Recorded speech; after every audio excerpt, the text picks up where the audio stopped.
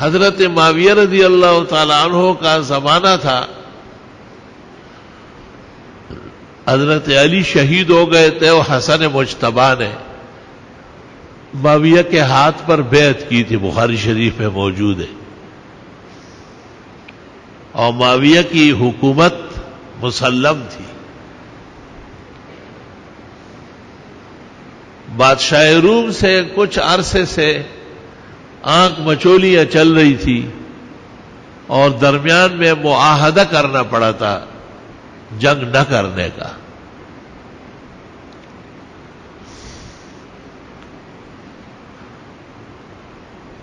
حضرت معاویہ رضی اللہ تعالیٰ عنہ دیکھتے رہے اور ان کے کمانڈر کہ رومی کہاں عہد و پیمان کی پابندی کرتے ہیں، مختلف حرکتیں کرتے تھے، مسلمانوں کو پریشان کرتے تھے۔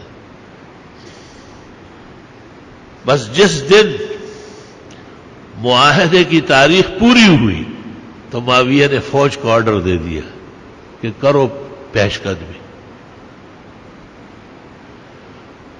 فتح پر فتح، شہر کے شہر فتح ہوتے گئے، کیونکہ کفار تو تیار ہی نہیں تھے، ان کے پاس کوئی خبر نہیں تھی۔ اور کہتے ہیں روم کے دارالخلافے تک چند میل باقی تھے اور سخت دوپہر کا وقت ہے، گرمی برس رہی ہے، تپش کی گھڑیاں ہیں، اور دور سے گھوڑے پر سوار ایک شخص آ رہا ہے اور وہ آواز لگاتا ہے وفاء لا غدر فی الاسلام۔ معاویہ کو پچھلی فوج نے کہا کہ کوئی آ رہا ہے اور کچھ کہہ رہا ہے، تو حضرت معاویہ نے حکم دے دیا کہ کچھ دیر کے لیے ٹھہر جاؤ، شاہ سوار کو آنے دو۔ جب وہ شاہ سوار پہنچا، گرمی کی وجہ سے اس نے اپنا چہرہ ڈھانکا تھا کپڑے میں، اور معاویہ سے کہا آپ کو یہ حدیث نہیں معلوم کہ جب معاہدہ پورا ہو جائے تو ان کو کہے کہ مزید ہم معاہدہ نہیں کرنا چاہتے؟ اگر یہ کہا نہیں آپ نے اور آپ نے اقدام کیا، یہ بھی غدر ہے، غداری ہے۔ معاویہ رضی اللہ تعالیٰ عنہ ان کے سامنے چپ چاپ کھڑے تھے اور سر جھکائے ہوئے تھے۔ لوگوں نے پوچھا کہ یہ کون ہے، تو معاویہ رو پڑے۔ معاویہ نے کہا یہ عمر ابن عباسہ ہے، اور ان سے پوچھا کہ میں ذکر کروں بھائیوں سے، انہوں نے کہا اجازت ہے۔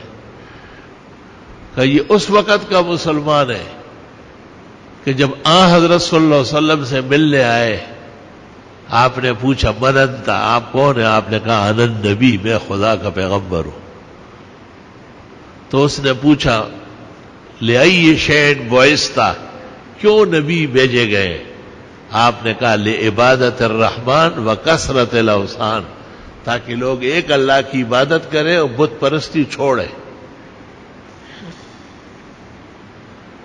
تو اس نے تیسرا سوال کیا من معک علی ھذا الامر، کون کون ساتھ ہے؟ تو حضرت نے کہا حر و عبد، ایک آزاد آدمی ہے ابو بکر اور ایک غلام ہے زید ابن حارثہ، بس دو۔ تو انہوں نے کہا کہ میں بھی ساتھ ہونا چاہتا ہوں۔ آپ نے ایسا اوپر دیکھا اور آپ نے کہا الیوم شدید، یہ زمانہ بہت سخت ہے، آپ مسافر آدمی دور سے آئے، ایسا نہ ہو کہ پیچھے ہٹ جائے، آپ تسلی سے واپس جائے۔ میرے رب نے میرے ساتھ نصرت کا عہد کیا ہے، ان قریب وہ ان پہاڑوں سے ٹپکے گی، ہر جگہ میری نصرت کے نعرے لگیں گے، آپ آ جائیں۔ اس وقت آ جائیں، اب نہیں۔ جب معاویہ نے یہ تذکرہ کیا تو تمام صحابہ رو پڑے۔ یہ تو بہت بیش بہا اور بہت قیمتی اور پیغمبر کے بالکل بعثت کے ابتدا کا آدمی ہے.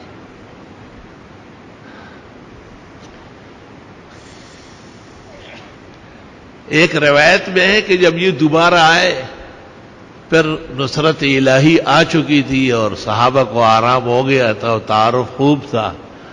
گلی کوچوں میں نصرت اور مدد الہی کی برسات تھی.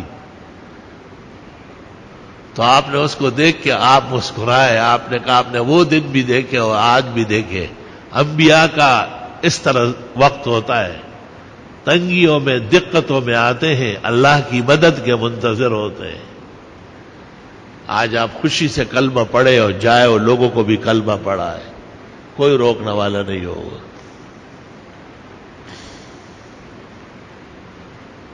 تو معاویہ رضی اللہ تعالیٰ عنہ نے ان سے پوچھا کہ حکم کیا ہے؟ کہ جتنے فتوحات غلط طریقے سے کیے واپس کرنا پڑے گا. معاویہ نے آرڈر دے دیا کہ واپس جاؤ، جہاں سے ہم چلے ہیں واپس. اور وہاں سے کینسرین روم کو خط لکھا کہ میں تو آگے بڑھ چکا تھا اور آپ کے بدعمالیوں کی سزا دینے کے لیے، لیکن افسوس کہ ہمارے دین کے ایک بہت بڑے مقتداء نے مجھے اپنے پیغمبر کی حدیث یاد دلائی جس سے میری پیش قدمی غلط ثابت ہوئی. میں تاوان جنگ دینے کے لیے تیار ہوں، لیکن آئندہ آپ کے ساتھ معاہدہ نہیں ہوگا، میں مزید معاہدے نہیں کروں. آپ دیکھیں کہ فتوے کا اور شرائع کے مجاہدین کتنے سخت پابند، مجال نہیں کہ سر وہ خلاف کرے. ورنہ معاویہ کم دلائل دے سکتے تھے. معاویہ کو پتہ نہیں تھا کتنے نقصان ہوا ہے وہاں سے یہاں تک آنے میں. ہیلے حوالے نہیں کرنے، سیدھے سیدھا راستہ اختیار کرنا ہے، تب جا کر کے ہمارا حصہ بنے گا، اسلام اپنے پیروں پہ کھڑا ہوگا. آج جو جگہ جگہ مسلمانوں کو مارا جا رہا ہے، ناحق ان کو گھروں سے نکالا جا رہا ہے، اس میں ہماری زیادتیوں کا دخل ہے. وہ حسین چہرہ، وہ زرین ماحول جو اسلاف نے خوبصورت طریقے سے بنایا تھا، ان کو داغدار کرنے کی اجازت کسی کو نہیں.